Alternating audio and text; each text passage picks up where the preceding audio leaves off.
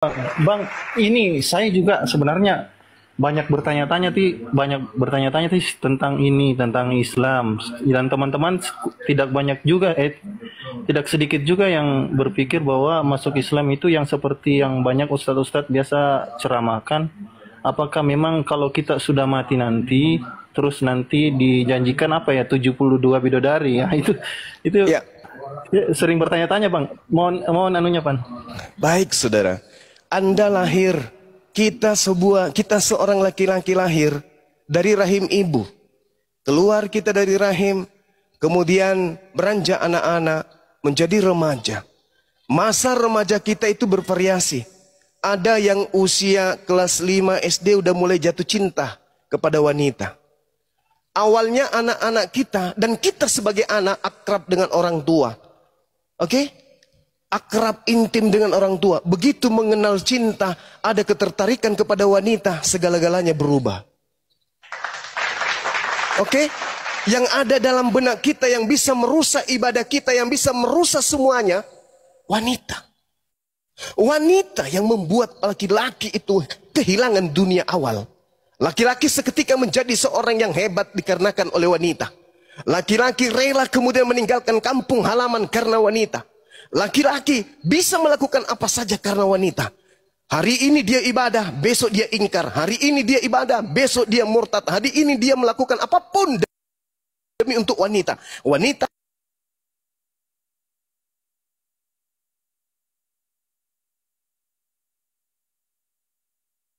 datang memberikan syariat. La taqrabuz zina. Jangan kau mendekati zina. Jangan kau menyentuh wanita yang bukan hakmu. Jangan kau mendekati persinahan. Jangan. Kata Allah. Ada pembatasan. Menyunat hati kita. Agar kita tidak leluasa melampiaskan syahwat kepada wanita yang kita suka siapapun.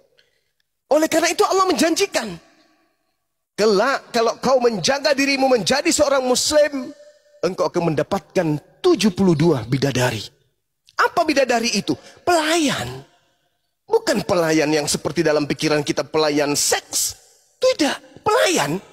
Dia hidup dalam kekuasaan Iya, kita. berarti kemarin banyak yang ini bang ya, banyak yang ceramah mungkin dibilang oknum lah karena pikirannya seperti yang Ya, jangan di mute. Termute beliau. maaf kalau Silakan. iya bang, yang seperti itu saya bilang bang, banyak mungkin oknum dari ataupun memang pemahamannya tentang Islam mungkin belum terlalu bagaimana ya. Karena kemarin saya banyak buka juga tentang ceramah-ceramah penceramah yang boleh dikatakan bisa masuk TV yang sudah apa ya, sudah terpercaya tapi masih ngomongnya masih seperti itu, Bang. Tapi abang Jadi gini. tadi yang jelaskan itu kalau yang dibilang pelayan dalam arti yang seperti abang jelaskan tadi masuk akal sih. Tapi kalau yang maaf ya bang, yang seperti yang Ustadz siapa ya kemarin saya dengar Ya, juga. saya paham Iya itu. bang. Iya Jadi iya gini bang. saudara, yang Anda harus pahami, saya pun akan mengatakan hal yang sama. Ketika kemudian yang bertanya itu adalah seorang muslim, anak muda yang gagah perkasa, yang selangkah dari rumahnya berjalan, dia jadi rebutan wanita. Saya pun akan berkata demikian. Jaga kemaluanmu, jaga dirimu dari wanita-wanita yang tidak halal untukmu. Jaga agar engkau bisa menemukan bidadari jannah, bidadari di surga. Saya pun akan mengatakan itu. Hal yang sama. Cuman permasalahannya sekarang ini tinggal dari kita. Kita picik enggak menilai itu. Kenapa? Seorang yang masuk surga itu adalah laki-laki yang suci. Laki-laki yang ketika di hadapan Tuhan di atas muka bumi ini telanjang pun mereka malu. Masuk ke toilet untuk telanjang mandi seorang diri pun malu kepada Tuhannya. Itu orang beriman. Laki-laki beriman itu kayak begitu. Kalau kepada Tuhannya dia mandi bugil aja malu, jangan pernah bermimpi masuk surga dia akan melakukan sesuatu hal yang kotor dalam pemikiran kita. Seibarat kata begini, Bang Suma lapar, oke, lapar. Dalam benak saya itu mau makan ikan satu kontainer, mau makan ayam satu karung, mau makan durian satu mobil. Itu dalam pikiran pada saat lapar. Tapi begitu barang-barang yang kita inginkan itu ada di hadapan kita, duriannya hanya sebiji yang kita cicipin, ikannya pun cuma seekor, itu pun kalau sanggup. Itu apa intinya? Hikmah. yang ada di balik semua itu? Rupa-rupanya Allah menjanjikan kepada orang-orang beriman sesuatu yang indah di pelupuk pikiran, di pelupuk mata, dalam benak kita, dalam pikiran kita, dari sanubari kita. Karena kita manusia dan Allah tahu apa yang diinginkan oleh manusia. Ingat, Bung, bagaimana Yesus dalam berdakwah? Coba Anda lihat Matius 19 nomor 29. Siapapun yang berjuang demi nama Allah, demi menegakkan kerajaan Allah, kata Yesus, dan meninggalkan istrinya untuk itu, apa kata Yesus? Allah akan mengembalikan istrinya 100 kali lipat nanti di jannah. Subhanallah. Tapi itu janji Yesus kepada pengikutnya Bani Israel, bukan kepada Kristen. Coba Anda baca Matius 19 nomor 29. Tapi di Indonesia kata istri dihapuskan. Karena kenapa? Tidak ingin kemudian malu. Kalau di Islam dihujat 72 bidadari, ternyata Yesus menjanjikan 100 istri untuk pengikutnya Bani Israel. Surga jannah, tempat orang-orang beriman, tidak mungkin melakukan hal-hal yang cabul, nggak mungkin. Di surga itu, seperti di dunia ini, di dunia yang kita butuhkan apa dalam hidup agar kita bahagia? Wanita. Yang kita butuhkan tahta, yang kita butuhkan harta. Nah, sekarang di dunia ini, ketika kita membutuhkan wanita, apakah kita bisa dikatakan kudus, suci? Ketika sedikit-sedikit wanita, sedikit-sedikit wanita, nggak bisa kan? Orang yang saleh akan menjaga dirinya. Umat Islam itu coba Anda lihat. Kaidah Islam, sami'ana wa ta'ana. Umat Islam itu mendengarkan dan melakukan, mentaati. Al-Quran sudah memberikan jalan lurus. Boleh beristri 4. Tapi coba di Islam, ada nggak mayoritas umat Islam itu beristri 4? Tidak. Bukti bahwa umat Islam itu lebih mendengarkan perintah yang wajib, baru yang disunnahkan. Apabila engkau sanggup adil, silakan 2, 3, 4. Tapi kalau tidak bisa, fawahida, cukup 1. Islam lebih taat kepada kaidah yang wajib. Cukup 1. Kalaupun 2, itu hanya pembatasan. Nah, begitulah keadaan umat Islam ini. Ketika dijanjikan 72 bidadari, mereka itu hanya menganggap sebagai pelayan-pelayan.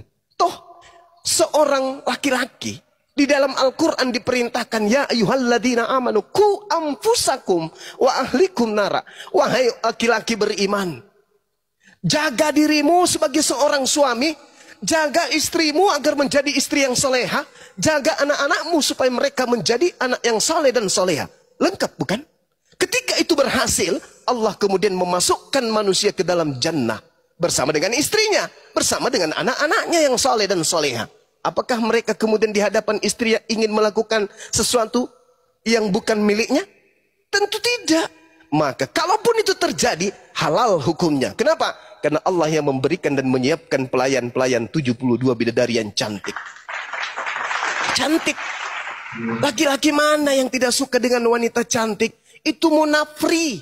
Laki-laki munafri. Siapa laki-laki munafri itu? Laki-laki yang tidak ada yang bisa memisahkan kita, wahai mama, kecuali maut. Itu munafik.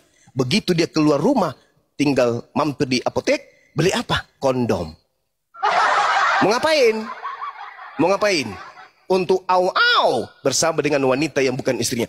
Biarpun kita cuma satu istri, biarpun kita bisa melakukan apa di luar daripada yang penting cuma satu istri, itu orang munafik. Itu tipikal iblis. Di rumah satu istri pulang lemas, loyo mama aku capek. Padahal capek apa? Habis begulat dengan wanita lain. Oh mama aku sayang kamu mama. Mama aku, iya kan agama kita cukup satu istri. Yes, itu penipuan. Justru cukup satu istri itu sama dengan melegalkan persinahan. Orang-orang munafik. Kenapa? Karena kodrat laki-laki cenderung suka kepada wanita meskipun mereka sudah punya istri. Coba, siapa ulama di Indonesia ini atau di dunia ini yang tidak suka kepada wanita lain selain daripada istrinya? Itu namanya munafri. Pasti suka. Tapi ada kaidah. La takrabus zina dan kemudian fawahidah. Kalau dia bisa adil dan tidak bisa adil cukup satu. Tundukkan pandangan terhadap wanita yang bukan muhrimnya. Nah itu dia makanya. Sehingga kalau ada hukum yang membatasi pernikahan, itulah poligami.